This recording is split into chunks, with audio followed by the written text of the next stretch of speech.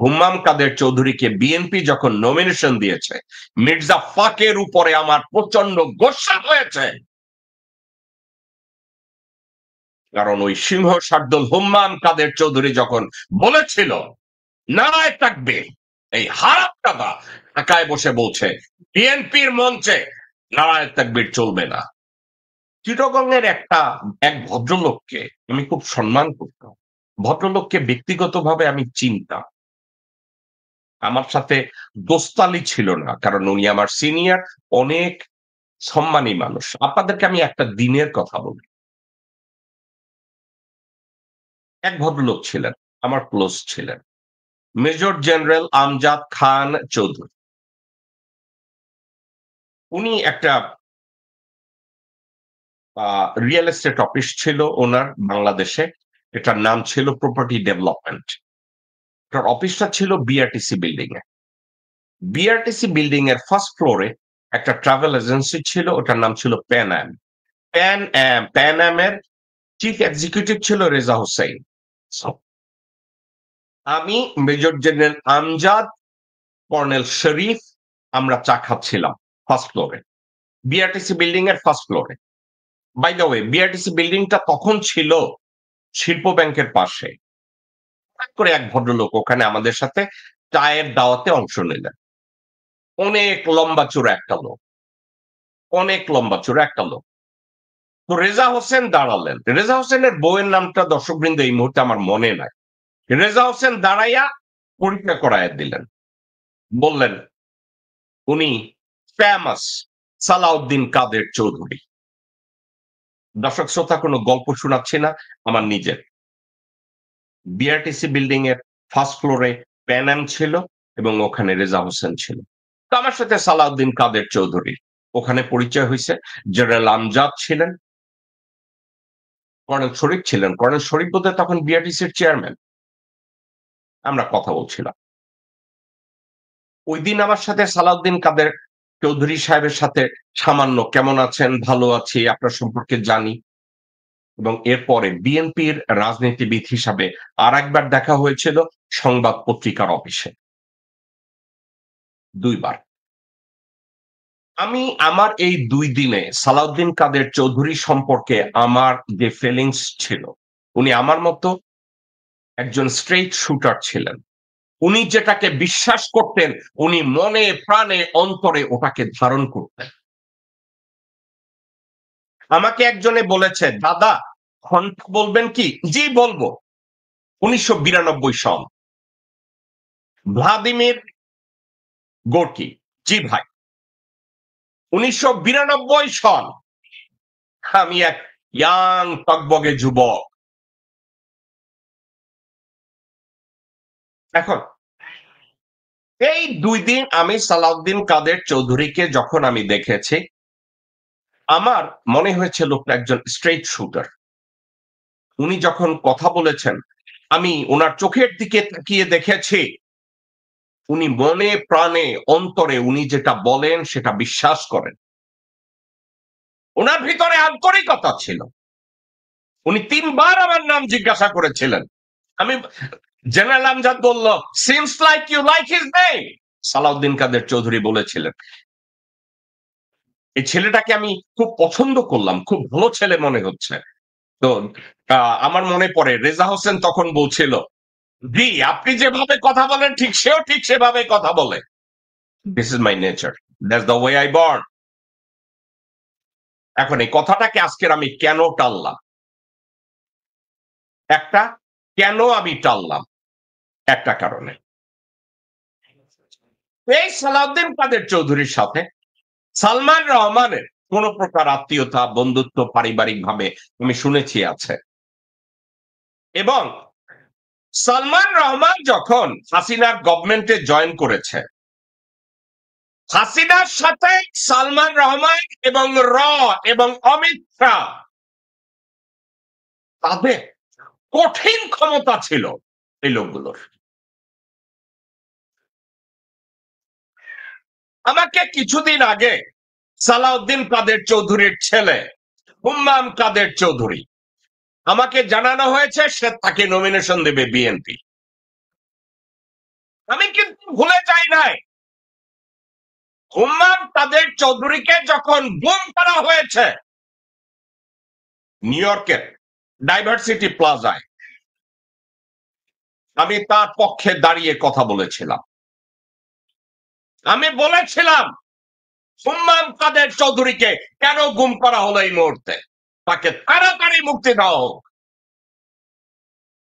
একটা কথা আপনাদেরকে আমি বলি, আমি যেদিন নিউ ইয়র্কের ডাইভার্সিটি প্লাজায় হুম্মাম কাদের চৌধুরীর জন্য দাঁড়িয়েছিলাম একটা কারণে,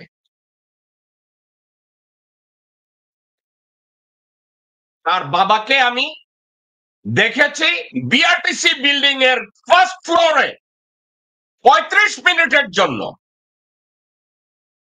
এবং আহমেদুল কবির আমি এবং আমাদের সাথে এক ভদ্রলোক ছিল, এখন জীবিত আছেন কিনা জানি না, রিয়ার অ্যাডমিরাল মোশাররফ হোসেন খান এবং আহমেদুল কবির, আমরা কস্তুরীতে খেতে গিয়েছিলাম প্রায় 2 ঘন্টা।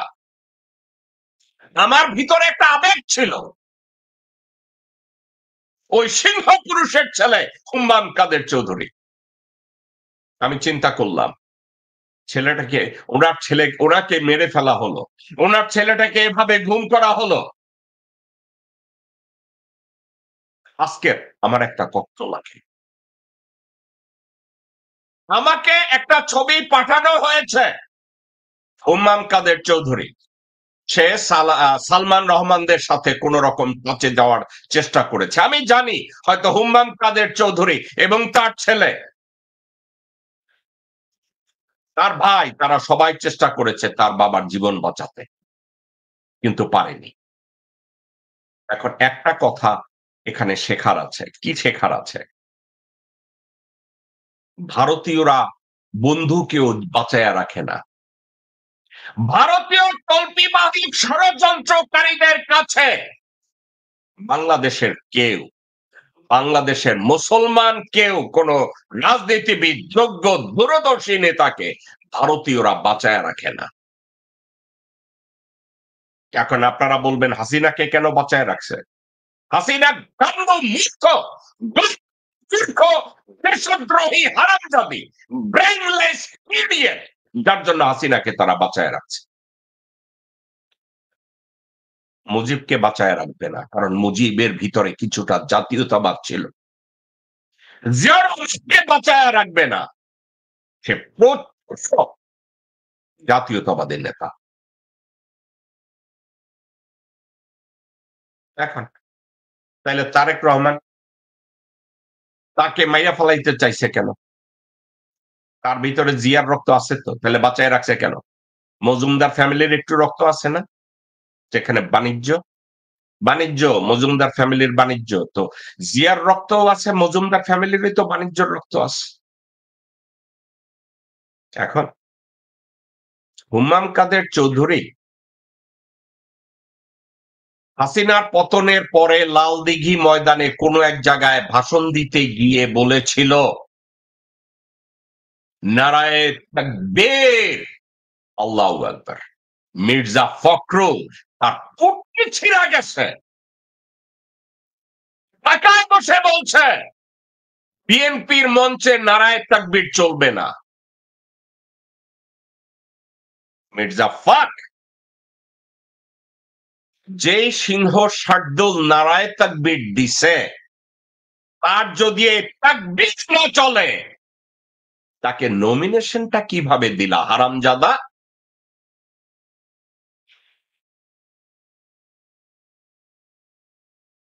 ফাইজলামি পাইছ? নারায়ে তাকবীর দিলে বিএনপির রাজনীতি হবে না, বাংলাদেশ জিন্দাবাদ দিলে বিএনপির রাজনীতি হবে না। হারামজাদা শুয়োর। জনগণ মন, এই ভারতীয় জাতীয় সঙ্গীত গাইতে হবে হারামজাদা পাকো।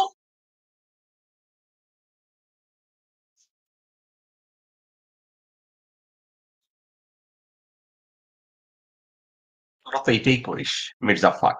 এখন সেই সালাউদ্দিন কাদের চৌধুরীর ছেলে, তার সম্পর্কে বলি। আমাকে যখন জানানো হয়েছে সালাউদ্দিন কাদের চৌধুরীর ছেলেকে নমিনেশন দেওয়া হয়েছে, আপনারা আমাকে কি বলবেন আমি জানি না।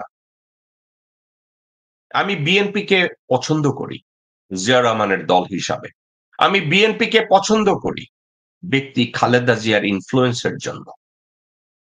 আবার একটা লোককে আমি ২ দিন দেখেছি, ২ দিন কথা হয়েছে। আমি কি বলতে পারি আমি সালাউদ্দিন কাদের চৌধুরীকেও পছন্দ করেছিলাম?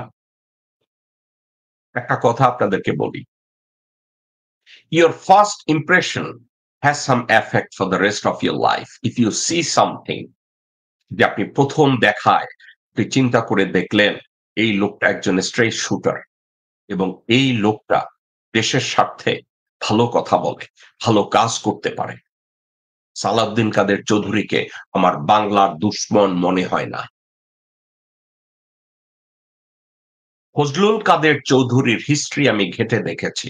উনি বাংলাদেশের বন্ধু ছিলেন। সালাউদ্দিন কাদের চৌধুরীকে অপছন্দ করার মতো আমার কাছে কিছু ছিল না। উনি মনে যেটাকে ধারণ করতেন, উনি যেটা বলতে চাইতেন, উনি বলতেন। কারণ সে ছিল সিংহ শার্দুল। তো উনার ছেলে হুম্মাম কাদের চৌধুরীকে বিএনপি যখন নমিনেশন দিয়েছে, মির্জা ফাকের উপরে আমার প্রচন্ড গোস্সা হয়েছে। কারণ ওই সিংহ শার্দুল হুম্মাম কাদের চৌধুরী যখন বলেছিল নারায় তাকবীর, এই হারামজাদা ঢাকায় বসে বলছে বিএনপির মঞ্চে নারায় তাকবীর চলবে না।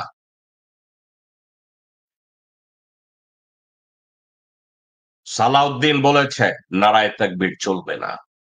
আব্দুল আউয়াল মিন্টু বলেছে নারায় তাকবীর চলবে না। চৌধুরী বলেছে নারায় তাকবীর চলবে না। তাহলে হুম্মাম কাদের চৌধুরীকে এখন যখন নমিনেশন দাও ওই আসনে ওই সিংহ শার্দুল যদি দাঁড়ায় দ্বারা তোমরা বুঝে গেছো ওই সিংহ শার্দুল জিতে যাবে।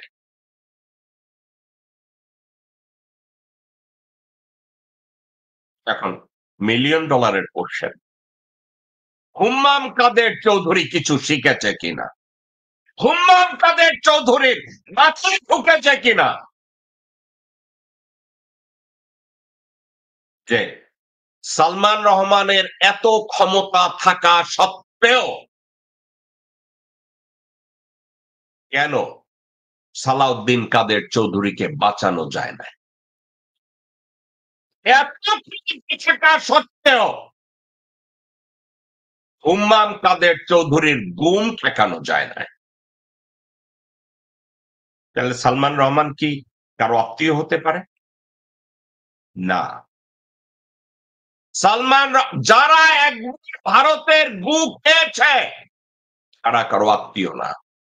যারা একবার মধ্যে ঢুকেছে তারা কারো বাবা হতে পারে না, মা হতে পারে না, ভাই হতে পারে না, বন্ধু হতে পারে না, আত্মীয় স্বজন হতে পারে না। হুম্মাম কাদের চৌধুরী এটা শিখেছে কিনা? হুম্মাম কাদের চৌধুরীর শ্রদ্ধেয় মা এটা শিখেছে কিনা? আর ভাই এটা শিখেছে কিনা?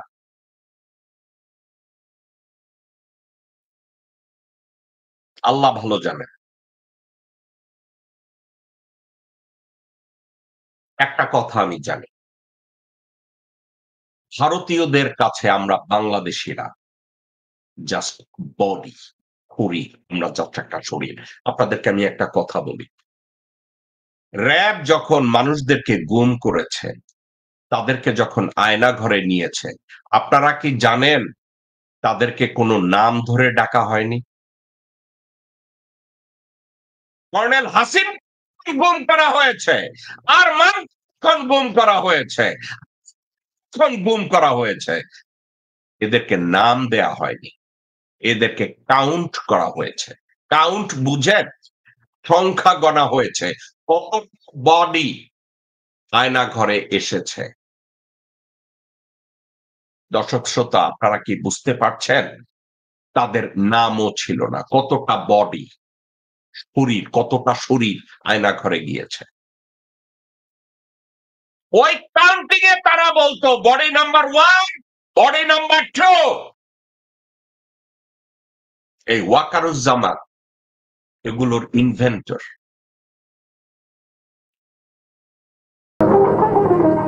তারা রইল বোকাপাট, তারা রইল বোকাপাট, ভেঙে ফেল পর রেল পাট, রক্ত জামার শিকল পুজোর ভাষণ বেদি। ওরে ও তরুণ নিশান, ওরে ও তরুণ নিশান, বাজে তোর গলায় বিশাল ধ্বংস নিশান, প্রাচীর প্রাচীর ভেদি। তারা